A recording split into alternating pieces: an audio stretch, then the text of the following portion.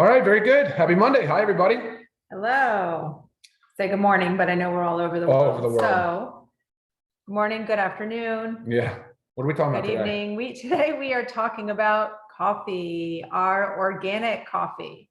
Coffee is something, I think majority of us enjoy. And we have a really cool one we've made for you guys with lots of additional health benefits added into it. Ryan's going to go into a little bit of the statistics. Sure. About coffee drinkers. Yeah, there's a lot of us for sure. No wonder why it's so widely celebrated. About 150 million just in our country, in America. I mean, worldwide, billions of people. This is drinking at least one cup of coffee a day. 150 million people. That's over half the U.S. population. I mean, that's, a lot of coffee. There's a lot of demand on coffee. And then you look at somebody like a Starbucks, 34,000 locations across 80 countries, doing 30 billion in revenue per year. I mean, big business. When you look at like an organic, like a Starbucks coffee, I mean, you're charging an average cup of coffee about $2.75 or something like that. And that's just one cup. That's the very low end. Yeah, that's on the low end. Because most people get, the fancier version. Yeah, and about 80% of us, though, of even just that 150 million, 80% are brewing at least one cup at home, right? So Starbucks is doing good business even with that many people still brewing at home. So let's talk a little bit about why coffee is not to be celebrated in a lot of ways. There's a lot of problems, right, with coffee. Do you want to sort of kick that off? Sure. So first off, coffee is one of the most chemically treated plants. I mean, that's pretty crazy. So if you think about if you're buying, so let's think about ours is organic, but if you're buying a non-organic coffee, the beans are sprayed with pesticides, herbicides, fungicides. All these are cancer causing, they damage the reproductive system, the nervous system. So that's one major benefit of our coffee is the fact that we have this USDA certified organic.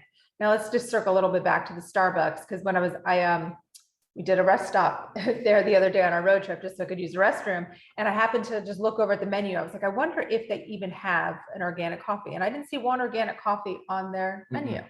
So think about that, all the statistics you just said about Starbucks, and that's everybody going into that Starbucks consuming a non-organic cup of coffee, which would obviously be sprayed, chemically treated. But what you were saying, about 95% of coffee is commercially grown, right? And it's unfortunate because it's a difficult crop to grow anyway. So they have to really enhance it with a lot, like you said, pesticides and herbicides and chemical, like they have to synthetic chemicals, they have to cover in it. But the benefits of coffee are really rich in antioxidants and a lot of other compounds. But the commercially harvested stuff, so when it gets harvested and when it goes into manufacturing and production, it basically then eliminates even more of some of those beneficial ingredients too. So that commercial coffee is better not consumed. Right. And really, honestly, that's the majority of coffee that people are consuming. So that's why we really wanted to bring to you, you guys, an organically grown coffee. Absolutely. Yeah, without a doubt. It's the only way we would do it. I mean, when we looked at coffee use, we're coffee drinkers. We're like, oh yeah, absolutely. And then how do we make it better?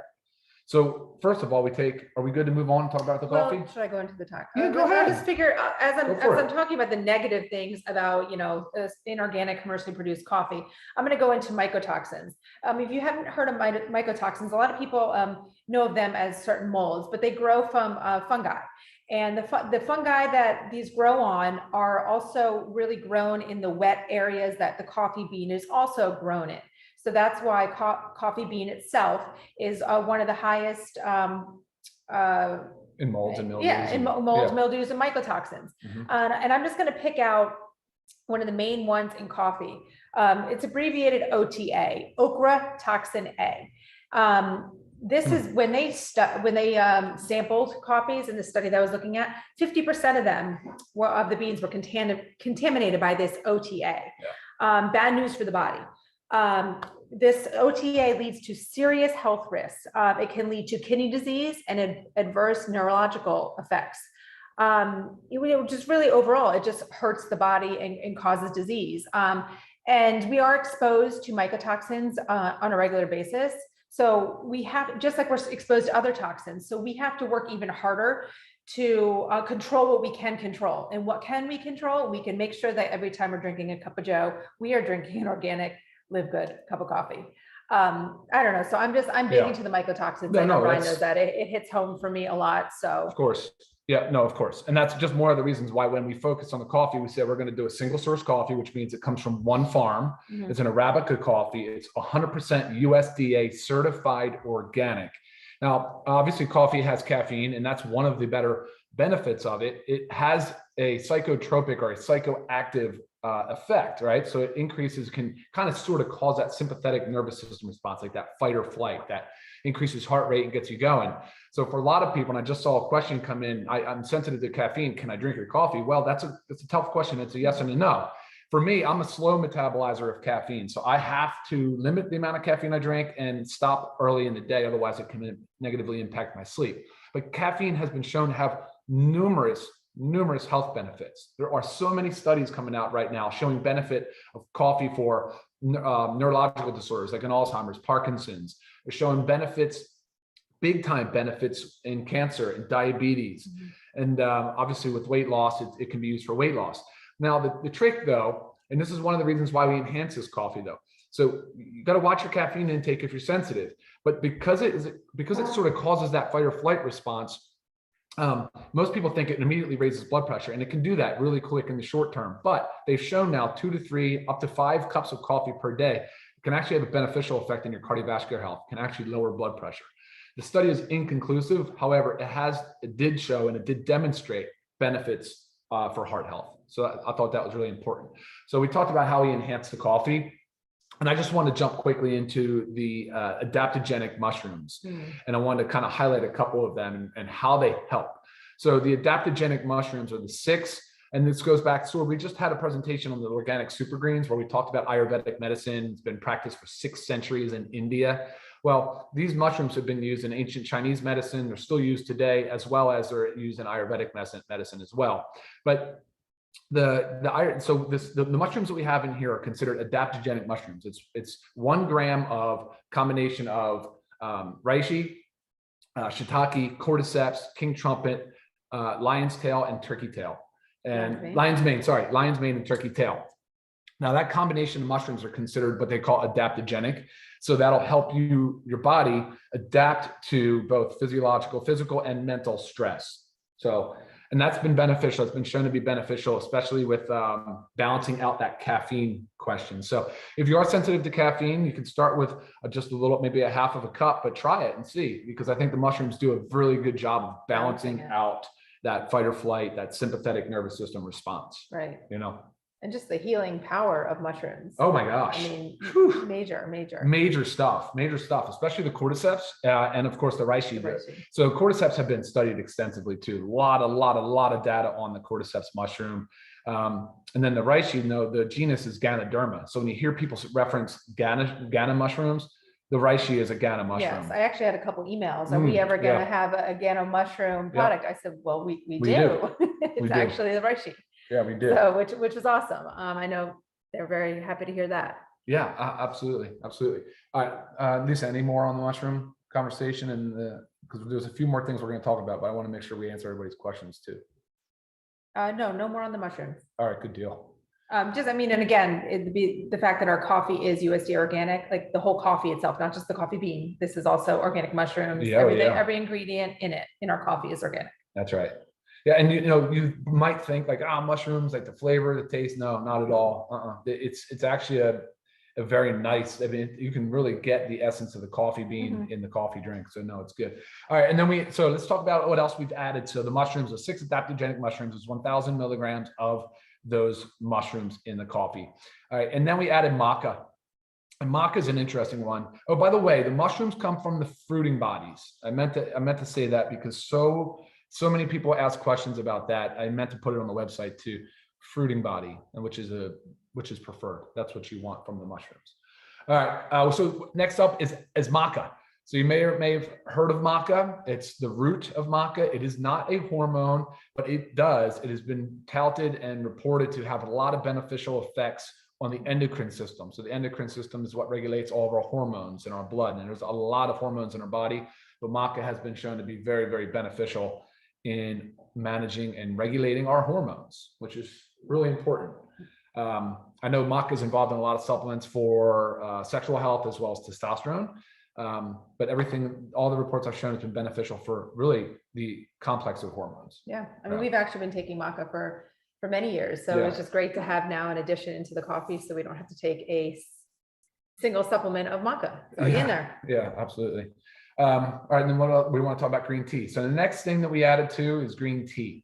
And we looked at, we said, okay, the benefits of caffeine of the coffee bean they're just so rich in phytonutrients, flavonoids, which are antioxidants. There's a lot of benefit inside the nutrients of the coffee bean. That's why when you go with these commercially harvested, commercially produced coffees, there's not nearly as much of the beneficial antioxidants as there is in some of the cleaner single source coffees, like this one, like the LiveGood Organic Coffee. So we wanted to enhance the coffee a little further, and we looked at green tea. So we said, well, green tea is super high in catechins, and I know that's been a question, like the catechin concentration. Catechins they're a flavonoid. They are an antioxidant. And so a lot of the theories around how, say, caffeine, and in this case, coffee and green tea actually lower blood pressure is due to the fact that they're antioxidants, and also due to the fact that they increase the nitric oxide. So you'll hear us talk a lot about nitric oxide and how it opens up the blood vessels to reduce blood pressure, and increase blood flow and perfusion. So that is one way to do it. So the green tea we added, for that reason, we wanted to enhance it with all the additional beneficial antioxidants. But while we're talking about the green tea, I'm going to throw in there, we also have this we highlight it as a weight management coffee. So the green tea does add to it because research suggests that the compounds in it speed up metabolism. That's right. Can help break down the catechins. Yeah. Can help break down excess fat. While the caffeine increases the amount of energy the body uses. That's right. So just kind of switching gears or going right into the weight management. So we have the green tea, but what else have we added? We've added soluble fiber. We have the acacia acacia fiber and guar gum. Yep. They both act also as prebiotics. What do prebiotics do? They feed the good bacteria in our gut. Okay, so helps a healthy GI system. Helps us feeling full. Okay, so that's another thing that adds to the weight loss or the weight management aspect. Okay, you drink your cup of coffee first thing in the morning. With what we've added to it, helps your body feel full, so you're not feeling like you need to run to eat something else. And it also helps promote regular bowel function. Okay, so those are all the fibers in it, but also the fact that we have caffeine in it. Caffeine does increase metabolism. So not just the caffeine from the green tea, but also the caffeine from the coffee bean helps increase metabolism by, burning more calories, reduces insulin response. I think that covers it. Yeah, I think the fiber kind of covers that. Absolutely. So kind of pull all those together, and it's a really great addition to a healthy weight management plan. Now, if someone is not looking to lose weight, are you going to lose weight just by drinking the coffee? No, it's all part of a weight management program. Yeah, and like I said earlier, a little bit about how the studies have supported like heart disease, cancer, and diabetes. There's also a lot of supporting evidence in the green tea and the beneficial effects on liver health too. I forgot to mention that. I didn't want to skip totally over that because that's a big one. Yeah, that's a big one as well. All right, so look, some questions have been coming in. If you're pregnant or nursing, look, with caffeine, we suggest no, to just stay on the caution side of it. Obviously, speak with your pediatrician or OBGYN, yeah, and that's what I meant, yeah, and see what their advice is. I'm just hesitant. I'm reluctant to say that you should consume caffeine while you're pregnant. You said was this a sensitive one? Yeah, we commented on the sensitivity to caffeine. Yeah, we get a lot of great testimonials, a lot of feedback with the coffee that a regular cup of coffee will make somebody jittery, kind of upsets their stomach, makes their heart race, but they're having no response like that to our coffee. So like Ryan said earlier, try it, start low. You can always, and this coffee is ready made. So you can actually, it's simple. Oh, there we go. All right. It's simple to make. Hot or cold water and 1 scoop, drop it in, mix it real well. And you'll find that it's ready to go. It's ready to drink. So easy. That's one of the benefits of this. No brewing necessary. We did that work for you. Okay. Absolutely. Just start up and voila. Like you said, hot, cold, while right now you're talking about other ways that you drink it. Yeah. I actually enjoy putting a scoop of it in with my protein powder, with the LiveGood complete plant-based protein powder. Oh, I yeah, add nice. it to my protein shake every single morning when I get home from the gym. I absolutely love it.